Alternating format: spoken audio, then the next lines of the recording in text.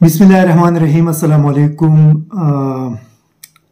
बहुत मुश्किल है पिछले 2 दिनों से यकीनी तौर पे बात करना भी अ, हद से ज़्यादा मुश्किल है, क्योंकि जो कुछ पूरी पाकिस्तानियों पे और हम सब सहाफ़ियों पे इस वक्त गुज़र रहा है उसको बयान करना बहुत ज़्यादा मुश्किल है।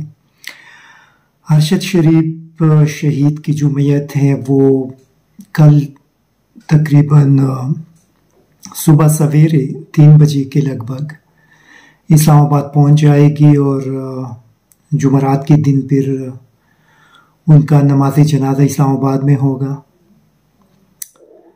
और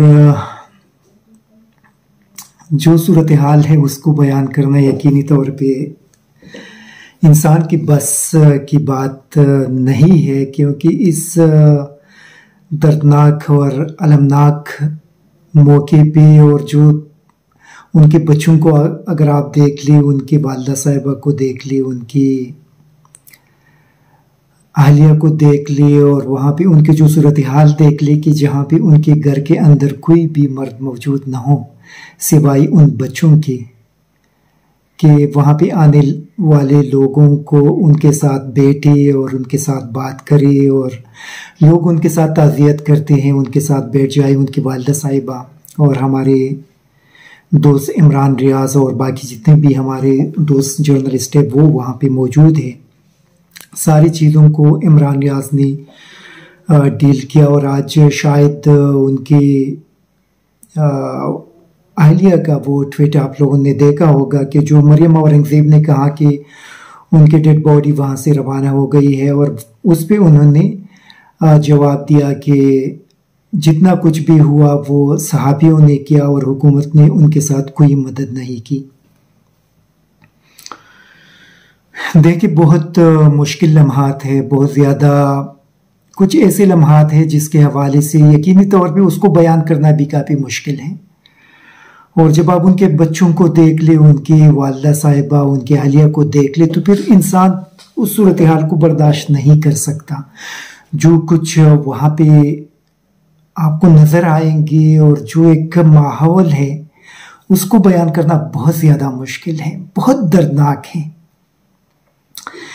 क्योंकि अरशद शरीफ के हवाले से उनके वकील से आप लोगों ने सुना कि अरशद शरीफ जब यहाँ से पाकिस्तान से निकल गए और वो यूएई चले गए तो वहाँ पाकिस्तानी हुकूमत ने यूएई की हुकूमत को मजबूर कर दिया, उन पे इतना दबाव डाला कि आप इनको निकाल ले ताकि ये पाकिस्तान वापस आ जाए और हम इनको गिरफ्तार करें और इनके साथ वही हशर करें जो बाकी सहाफ़ियों के साथ हमने किया।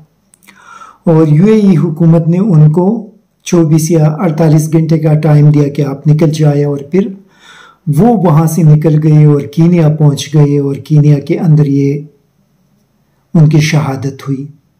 बिलावल भुट्टो ने एक ट्वीट किया कि मैं उनकी फैमिली के साथ इज़हार ताज़ियत करता हूँ। बिलावल, आप हमें ये बताइए कि वो कौन था जिसने यूएई की हुकूमत पे दबाव डाला, क्योंकि दबाव डालने वाला तो वज़ारत ख़ारिजा है और वज़ीर ख़ारिजा आप है।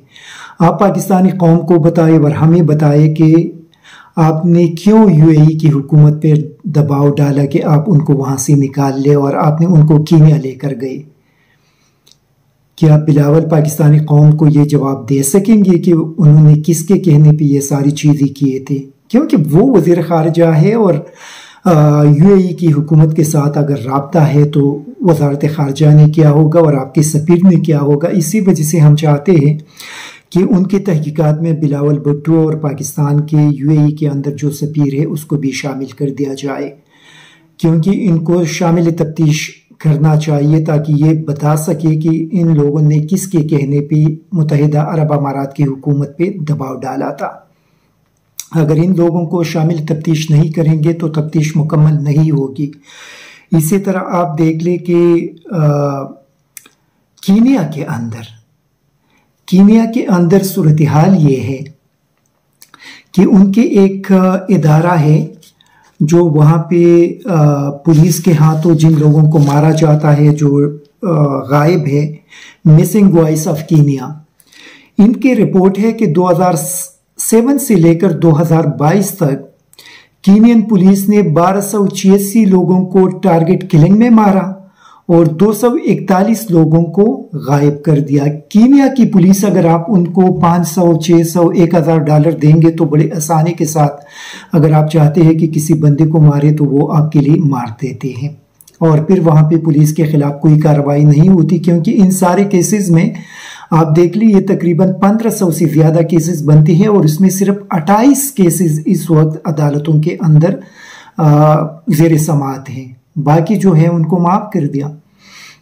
इसी वजह से वहां पर सहाफियों को और वकीलों को और दीगर जो लोग हैं जो आप माफिया के खिलाफ बात करते हैं तो आप पुलिस को पैसे देकर उस बंदे को आपके लिए मार दिया जाता है। ये आप 2022 की इसी साल के आदाद-ओ-शुमार को आप देख ले कि 101 लोगों को पुलिस ने टारगेट किलिंग में मार दिया है।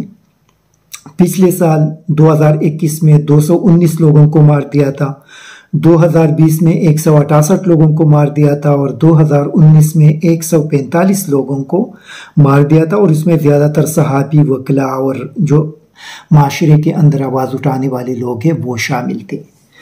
अभी आप देख लें कि इसके अंदर दो जो पाकिस्तानी बंदे इन्वॉल्व हैं, खुरम अहमद और वकार अहमद, दोनों बज़ाहिर भाई लग रहे हैं और इन लोगों के वहाँ पे अपना कारोबार है, अपना रेस्टोरेंट है और इन लोगों का वहाँ पे इनमें जो वकार है ये कीनिया की जो मिलिट्री है उनके जो फौज है उनको सप्लाई करते हैं असलहे के और बाकी चीज़ों के, और ये दोनों इस चीज़ के अंदर इन्वॉल्व है। फिर आप देख लें कि जब अरशद शरीफ पे फायरिंग होती है तो उसके बाद ये लोग उनको हॉस्पिटल नहीं लेकर जाते, बल्कि जो खुरम है वो अरशद शरीफ को वकार के घर लेकर जाते हैं।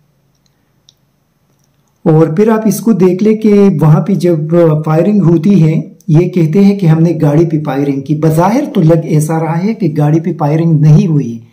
अरशद शरीफ को गाड़ी के अंदर उनको टारगेट किया गया है, उनको सर पे उनके गोली चलाई गई है, उनको गाड़ी के अंदर शहीद कर दिया है और उसके बाद फिर गाड़ी पे फायरिंग हुई है ताकि वो सिर्फ एक जवाब पैदा कर सके कि ये गाड़ी पे फायरिंग हुई। गाड़ी पे बज़ाहिर जो चीजें लग रही है गाड़ी पे फायरिंग नहीं हुई। अगर गाड़ी पे आप इसी साइड पे फायरिंग करते हैं तो तब भी ड्राइवर को जाकर वो गोली लग जाती।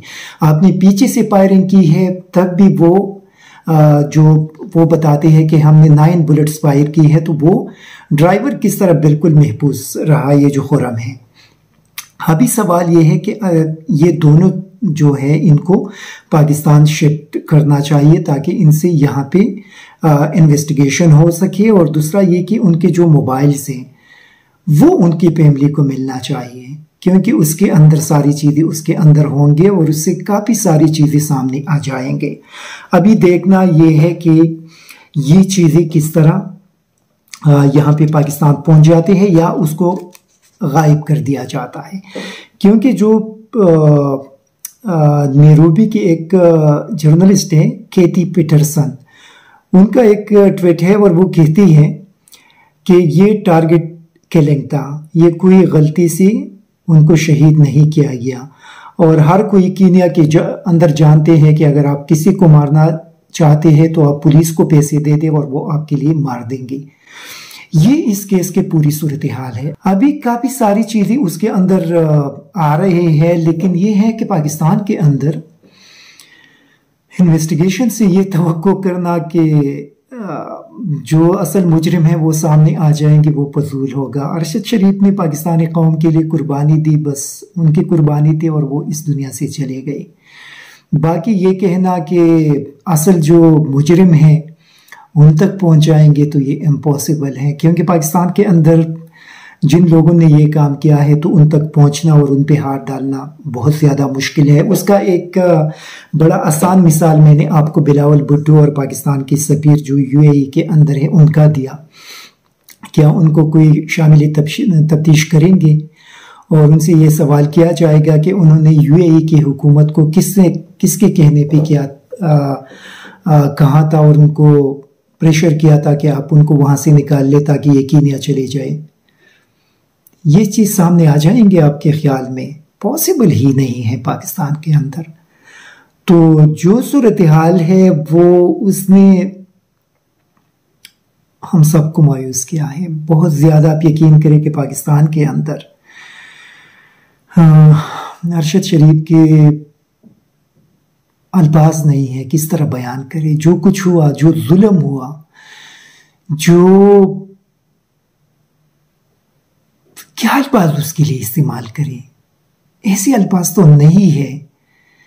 जो बदतरीन ज्यादती की गई है, जिस तरीके से उनको शहीद किया है, उसके लिए कोई अल्फाज नहीं। और न पाकिस्तानी कौम इन लोगों को कभी माफ करेंगे। कल आप लोगों ने देखा वो पूरी पाकिस्तानी कौम यहाँ पे शोक मना रही थी। पूरे पाकिस्तान के अंदर कल से गम का एक माहौल है और मरियम नवाज और नवाज शरीफ वहाँ पे जश्न मना रहे थे और बिलावल भुट्टो यहाँ पे पाकिस्तान के अंदर जश्न मना रहे थे। ये जो दिवाली के जश्न वो मना रहे थे, क्या वो बाद में नहीं हो सकते थे कि उन्होंने कल पाकिस्तानी कौम के जख्मों पे नमक पाशी की? नवाज शरीफ, मरियम नवाज, बिलावल भुट्टो ने।